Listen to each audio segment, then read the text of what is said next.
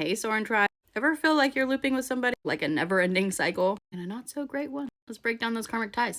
Karmic relationships come into our lives for a variety of reasons to help teach us lessons, and sometimes to test us just to see if we have in fact learned the lesson from previous encounters. These kind of relationships can be very intense, but they are essential for our spiritual growth. And it's in navigating these relationships that we gain wisdom and strength. And the first step is in recognizing when a relationship, romantic or platonic, is in fact karmic. And they often present with a series of recurring patterns and challenges. And while it may be difficult to move on from these relationships, it's very important, regardless of severity, we appreciate the relationship for what it was. And your feelings are valid. But if it's no longer serving you or pushing you forward in a positive direction, it's time to let it go. And moving on from these karmic relationships, whether romantic or platonic, requires a lot of self-reflection and forgiveness. And yes, forgiveness in yourself. It often feels almost embarrassing that you've allowed yourself to endure so much through the length of that relationship.